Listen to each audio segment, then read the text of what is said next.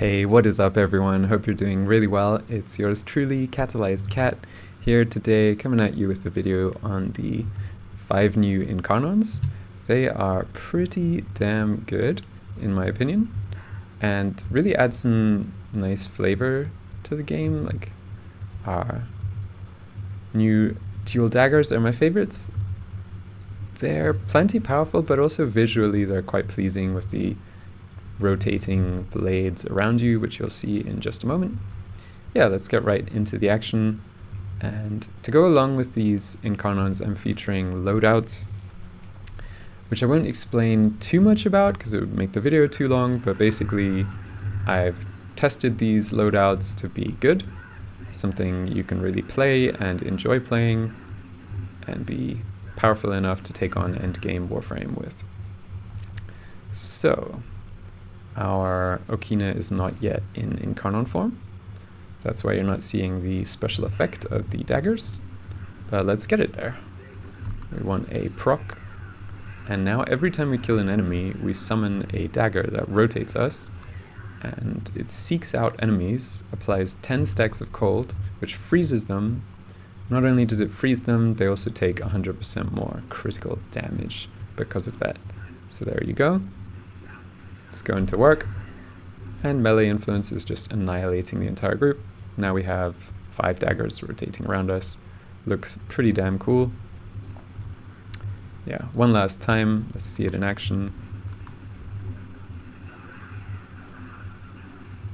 They seek out enemies who are like hiding behind pillars or whatever around the corner, freeze them, debuff them. I think they apply your status types. Let's just test that really quick. Yeah, so they apply whatever status you have. So magnetic and electric. So electric combined with cold, but they still got like frozen. Very, very good. Let's look into what is making this madness possible with tier 6 red crits and melting a group of heavy gunner Eximus, steel path level 215. Don't believe me, just watch. As the famous philosopher Bruno Mars said. Okay, so we have a bit of casting speed on Ash, increased energy to proc these purple shards. And the purple shards are giving us 150% more crit damage. That's why on Okina, both Incarnon and normal mode, you see like almost 10 times crit damage. The crit chance actually goes even higher with the conditional mods on, but before we get into that, these are the evolutions that I chose. Nothing crazy. This is what's crazy itself, just the basic Incarnon mode. You can even swap these around a bit if you like. I just felt they were the best. So the mods. The new galvanized mods are sick. Not only do you get like a respectable amount of crit chance, right? Compared to like the normal, like it's less than sacrificial steel for sure, but compared to normal steel, true steel, it's only 10% less, and you're getting 120% crit damage more. So it's like an extra, you know, organ shatter or gladiator might or whatever. And this is giving us 100%, 110% more melee crit chance to make up for the loss from sacrificial steel. We also have blood rush, and yeah, galvanized elementalist is giving us enough status chance to proc melee influence all the time, with electric being basically the dominant damage type shared with slash. Yeah, primed reach for quality of life to make the range on these daggers pretty huge, and condition overload, especially if you prime them with your Cedo or Azima. Condition overload is where the damage starts stacking, because you can proc 16 unique conditions, like up to that many, and then you do like 13 times more damage because of that, right? So it's, or 12 times at least, so it's really, really nuts.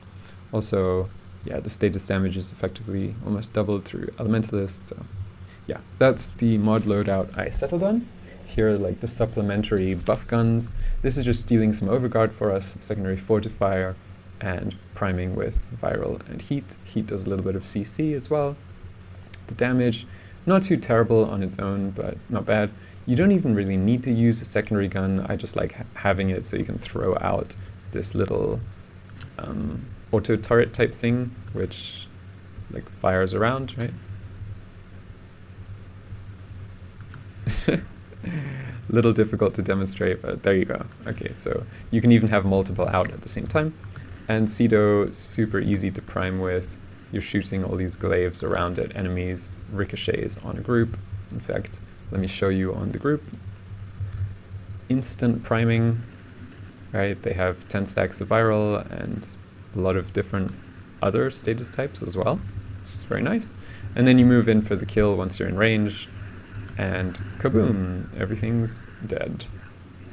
Okay, these guys didn't get affected by melee influence for some reason, but yeah, now the daggers sort them out. Let's finish them off with our pistol in style. So that's basically the Ashe loadout. Let's have a look at how Ashe himself is modded. Arcane Trickery is very nice for endgame play. You didn't see it in action there, but Blade Storm triggers Trickery, and then Trickery is a stealth that's not deactivated by nullifiers or anything else. Like Violence can't deactivate it either, so it's very good. And Energy Nexus enough to keep Ashe's energy topped off for spamming all his abilities if you want to do that. Cedo build is right here. You don't need a Riven. This is just, I just had it laying around. It has dog shit disposition anyway. The combo duration increase is very nice, and of course the priming that I already mentioned. Naramon is my school of choice for the infinite combo duration, and you can get 300% operator damage and ranged weapon damage out of it as well. Choose whatever pet you like. Yeah, cats and dogs got a pretty big buff because they have their own weapons now, and now we have like 100% crit chance and respectable damage right here. So it's like 6,000 damage per hit. You can also get clones if you want. The big thing here though is Tenacious Bond giving us another 120% damage. Charm might be interfering with our crit, I don't know. But it's probably fine, and the orange crits don't proc that often anyway. And yeah. One thing you can also do if you want to make your pet kind of immortal is go from balanced posture to elusive posture, which gets it flat evasion and stops it from attacking, but don't really need to do that. So let's move on to our next frame combo. Harrow is who I chose next to combo with the Sybaris, and I'll just show it in action before I talk about it much. So you're going to want to activate your invulnerability, aka Covenant, and we'll take these enemies off of the paused enemy AI because that's boring. And actually let's just go jump off a cliff so we can activate our Covenant, right? Put both Rolling Guard and Adaptation here. And now we can just spam some headshots. Like that. And melt enemies. Sybaris with Harrow turns into a bit of a, not machine gun quite, but very, very fast firing rifle. The reason Harrow is his second ability, Penance, when you slap yourself, slap some sense into yourself, you get insane reload speed and fire rate. So then Sybaris does this, right? Instead of this, boop, boop, boop, boop, boop, it goes boom, boom, boom, boom, boom, boom. In Incarnon mode seems to be even quicker. Oh yeah, because you're firing 4 bullets every time. Let's look at how he's modded then. You have nothing crazy on the evolutions, just some reload speed, multi-shot, and base crit and damage. Critical delay is one of the most important mods here to get over the threshold of crit, because a lot of your damage, like 5 times damage multi, is coming from crit damage multi, and 8 times in that case, which is why Sybaris becomes $1 million DPS weapon once you get red crits with like this near 10 times crit damage multi. Everything else not too spectacular, just viral heat. Your pet, I've chosen Nautilus with cold corrosive radiation. Your pet is granting you a lot of extra damage through that too, which then stacks with aptitude again, otherwise known as gun condition overload. The wording is very confusing, so when you get 2 kills, you get 80% more damage per status type. You can have up to 16 unique status types on an enemy for something like 1200% more damage. So 12 times more damage, so yeah. Azima, stealing Overguard, just like with Ashe. Very nice, because Overguard gives you a kind of 0.5 second immortality window, just like Shieldgate gives you. So combined with like Harrow's Covenant, Rolling Guard, Adaptation, and Pillage, you're pretty much immortal and can take on level cap content pretty easily as long as you have the damage to keep going. Lasting Covenant is optional, but I really recommend it to keep your insane red crits rolling. And yeah, if you wanted to, you could also swap out Rage for Avenger, but I feel like this is quite nice. If you do get Avenger, then put in Combat Discipline here for guaranteed higher tier crits. And that's basically all there is to Harrow. The Redeemer is also a very nice little backup weapon if you ever run out of ammo. Let me show you that briefly. And yeah, as mentioned, those are the mods for the Nautilus. The school is quite optional. What school you choose is quite optional for your focus. Okay, let's see what our Redeemer does. So you can strip armor if you want and shoot a heavy. It wasn't the best demo, but yeah, if you went Naramon, for instance, you could stay at 12 times combo forever. And you get like 1 bullet out of 10. So all 10 actually, but you never see it because nothing has 100 million health. 1 bullet doing 10 million damage with the Redeemer, especially if you play like Harrow. Yeah, it's a nice backup weapon to have. What you'd really also want for it is to have Arcane Strike to get decent melee attack speed. And the crit chance from Harrow's Covenant headshot does seem to apply to melee too, so that's good. Let's move on to Ember with Sicarus. Sicarus actually ricochets, so it has a bit of AoE. You do need to group enemies up together. And the evolutions are not too crazy. You do multiplicative damage. You kind of execute them once they're below health. And yeah, ricochet and just some basic stat increases in Incarnon mode. Viral heat is kind of my go-to thing, especially when I'm running with a pet that groups enemies up and applies corrosive, aka Nautilus with Verglass. Just a sick combo because you have insane amounts of status being applied per second. And yeah, the Glaive Sicarus is Ember's signature, so that's what I went for. Also, Scourge seems to work with glaives of any type, so it's pretty nice.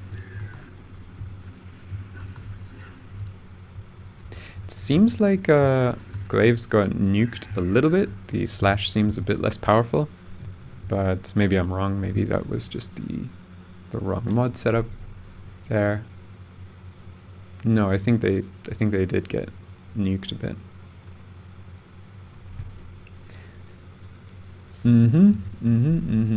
Double checking stuff. So let's spawn a big group of corrupted heavy gunner Eximus units to kind of stress test this Ember build a bit. One neat little trick is you can get your Immolate up for no energy cost if you spam Inferno a bit with no enemies targeted. And that also strips their shields quicker, right? And gets you kind of that damage invulnerability, or at least 90% from adaptation and 90% from Ember. Pretty sick. Now look at that damage. We just did like a 4 million, 1 million, and that's like per bullet. So some people say the Sicarus is broken at the moment. They're not wrong. I just don't know if they're gonna fix it. Some things stay the way they are. Look at that. Absolutely crazy.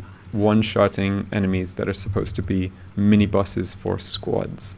So yeah, make of that what you will. Let's throw our Scourge in there. Charge up our Sicarus quickly. Don't even really have to aim with the Scourge. Very nice feature of that.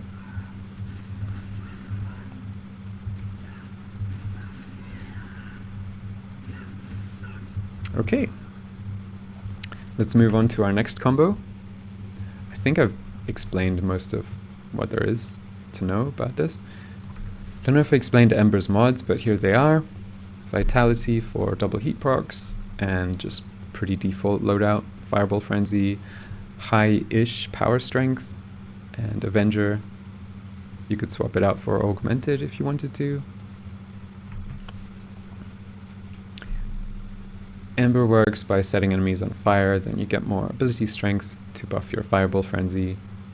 I have one loadout with like Roar on it that I've seen crazy amounts of Roar, like 100% Roar. Roaring Dragon. Okay, let's move on to our next frame. Mirage with Cestrus, also using Scourge, but even crazier. Okina I just chose here as a movement speed kind of stat stick. It's not really doing much apart from making us move quicker. I chose the same Sentinel, and here's how I modded the Cestra. Galvanized Shot, because we're proccing crazy amount of conditions, and Cascadia Flare to give us close to 5 times more damage. Yeah, just a whole load of crit and crit damage here. And this is kind of the most unique. I think Dera, Vandal, and Cestra have the most unique evolutions. This straight up gives you 200% more damage if you're critting. Or it actually does even more than that because it stacks with the other mods. So very good. Not only that, but you have 5-star Riven Disposition. So if you want to go all in on this, you can. Nothing in the game requires that much damage, but if you want to see some silly numbers like hundreds of million per second, then you can do that with both these new pistols. They're crazy. Definitely on the level of like Furus, which was the other pistol that I really liked as far as fast firing pistols go.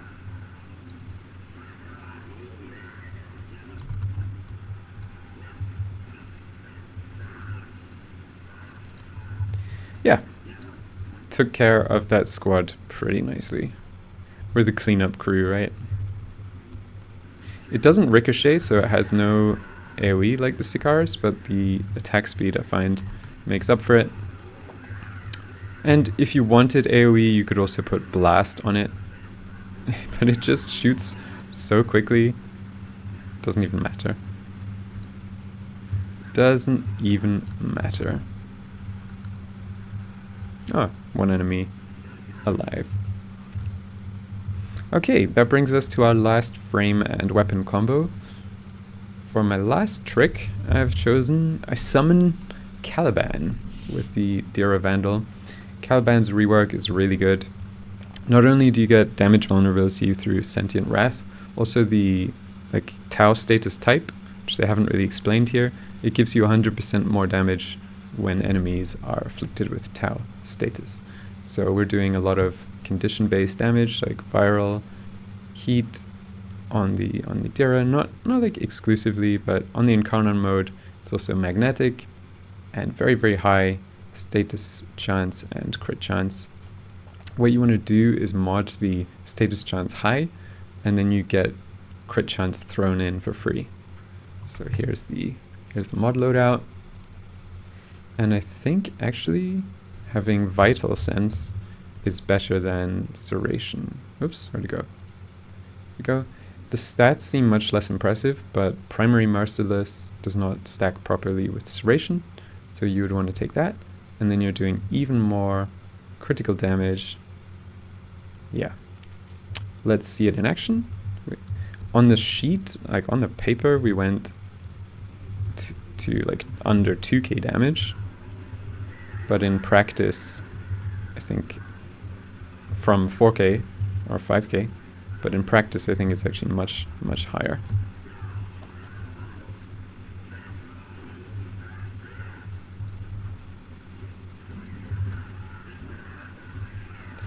So it feels like we're two-shotting these mobs. And the base damage is also very respectable. Like the non-Incarnon mode, the base mode is very, very good as well. When you're playing Caliban, especially ranged Caliban, you do want to summon the Ortholists, not the Conculists, because the Conculists will get in your way and soak up your bullets. And if you ever feel kind of threatened, you just go spin to win, dash through the group, and recharge all your shields. Look at that, millions of damage.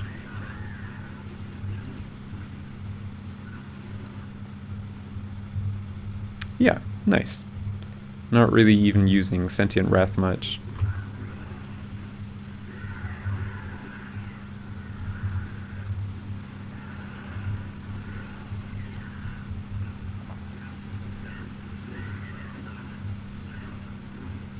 Anything you target, you hold the trigger down, anything you target is basically dead in a second. Does take a moment to reload once in a while.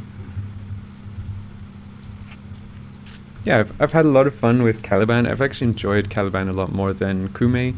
I wanted to make a video on her, but I just didn't feel she was special enough. I just don't like gambling that much. Like, for level cap, the one niche I did think of for her was like Fazarin for immortality, and then she gets a proc with immortality, where if you're rolling the dice, if you get 2 6s on her third ability, then you're just flat out immortal for as long as it lasts. But it's still boring. Like, I feel Kume is not my frame. Yep. So that concludes this video. Hope you enjoyed it. If you learned something, or if you felt it was fun or helpful, whatever, then please leave a like, share, comment, subscribe, anything that would really help me and the channel. And yeah, see you in another one, I hope. Peace out.